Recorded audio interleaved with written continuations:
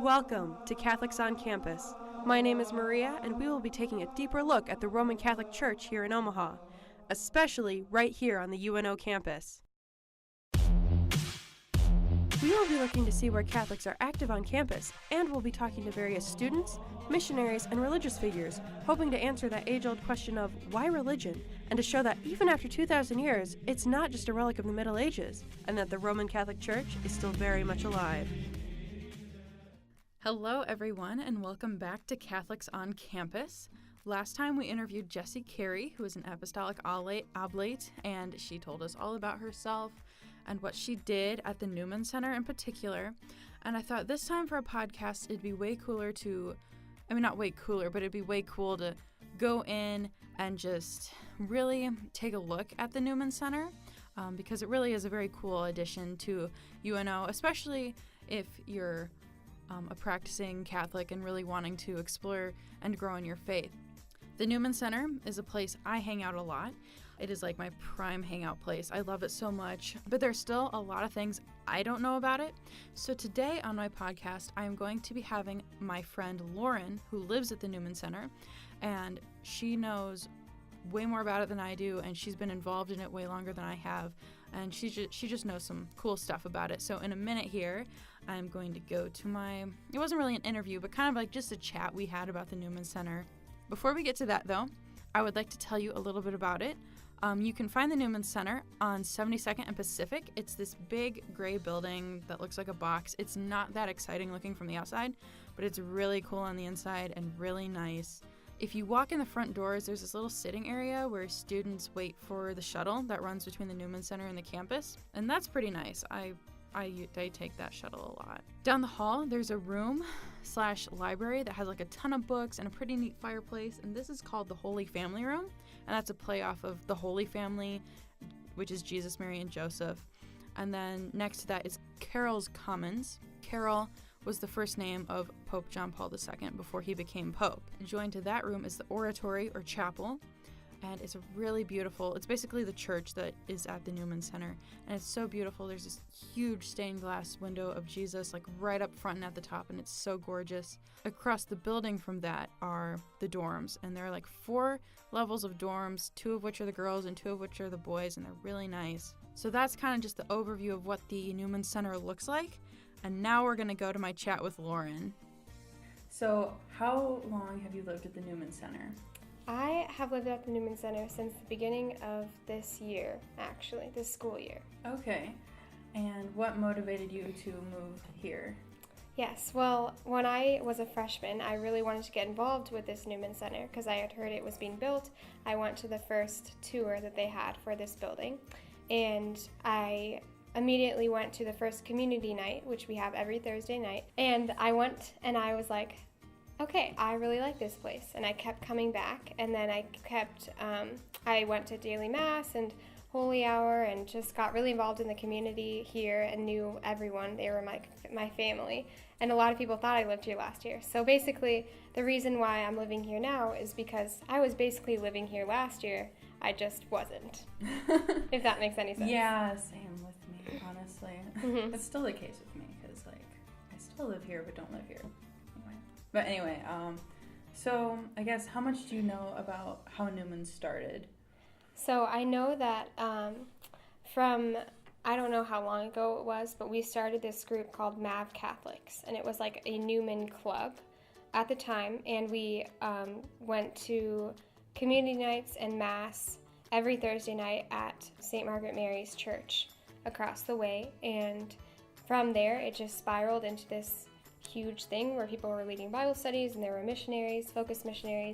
Focus is Fellowship of Catholic University Students, and then Father Topborn, who is our head pastor here at the Newman Center, decided that he wanted to make a space for Catholics to go and celebrate life together and build each other up and pray for each other and celebrate Mass together. So that's why he created this masterpiece called the John Paul II Newman Center. Okay. Yes. So this is actually something I don't know. Why is it Newman? Like, who's Newman? Okay, so there's a guy, I believe his name is Henry Newman, and he is not a Catholic saint, but I believe that he was a very holy man. I don't believe he's a saint. But that's basically, there are plenty of Newman Centers across the United States, actually, at several universities, a lot of them public universities, because usually at public universities there's not a lot of ways for Catholics to grow in their faith, so that's why they build these Newman Centers. Henry Newman is a holy man who people wanted to build buildings that celebrate Catholics out of, so that's kind of where it is coming from, I believe. So Lauren is correct here. Cardinal Newman is not considered a Catholic saint, but the church, he has been beatified, which means he's blessed, which means the church recognizes his life as something holy and something that should be mimicked if you are pursuing holiness. So I just wanted to interject that to kind of clarify, and the church does recognize him as a holy man. Okay, and then why is this one specifically named after John Paul II?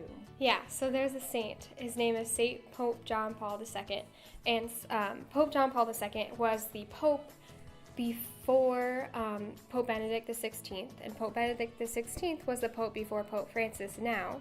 And Pope John Paul II has an amazing story. The reason that he was named after this Newman Center, though, is because Father Tapwarn has a really big devotion to him, but also because he is the patron saint of youth. And yeah, I didn't know that. Yes, he is, and that's kind of why, because we are young people in the church, and he would go and have World Youth Days around the world. He wanted us to share in that beauty of like being lifted up by our Holy Father in heaven, Saint Pope John Paul II, and allowing us to, just thrive in our Catholic life here on a college campus with his intercession. One thing I just wanted to say really quick here before I get back to my little chat with Lauren. JP2 did have a very, very incredible life.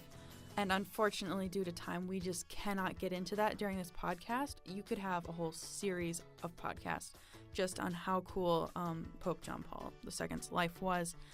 But I will say, he grew up in Poland during World War II, and Poland got hit really, really hard by the Nazis. And basically what he did was he kept together a group of people basically underground and was trying to preserve the Polish culture during World War II and the Nazi invasion. So I just wanted to interject that really quick, and that's what was going on as he was growing up and part of what his incredible, incredible story was. Okay, so what is, now that you're living here, I don't know, what is like the greatest benefit for you, or like what's your favorite thing, or just...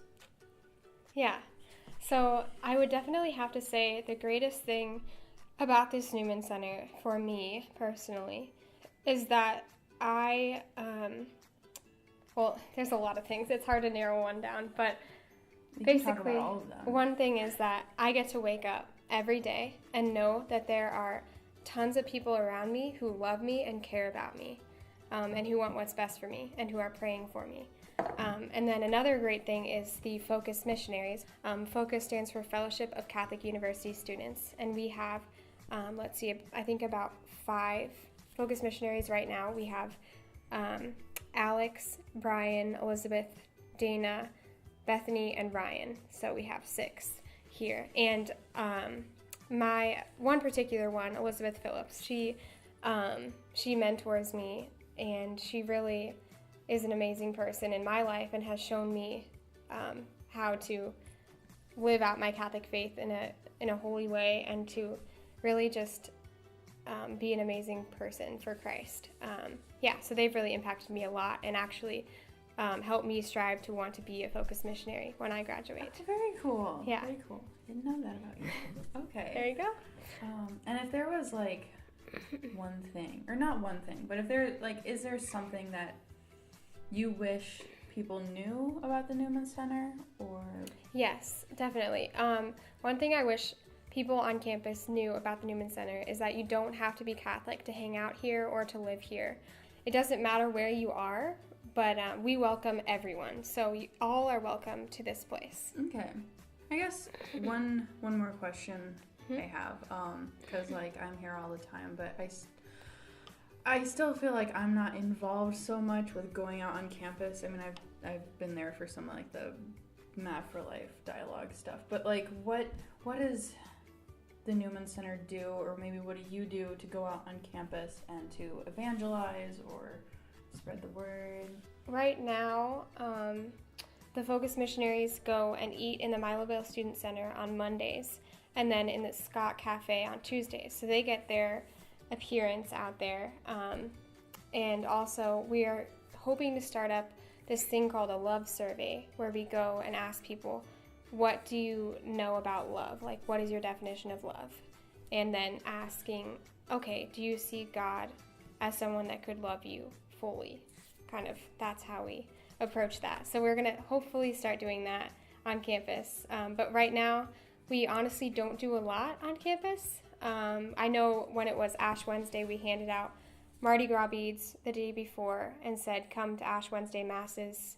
We had 3 offered this year.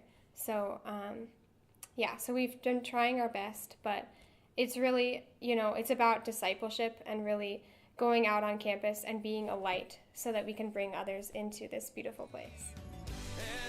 Thanks for joining us for Catholics on Campus. I hope you'll be joining me again to uncover more reasons for why this seemingly medieval church is still around. Until next time, God bless.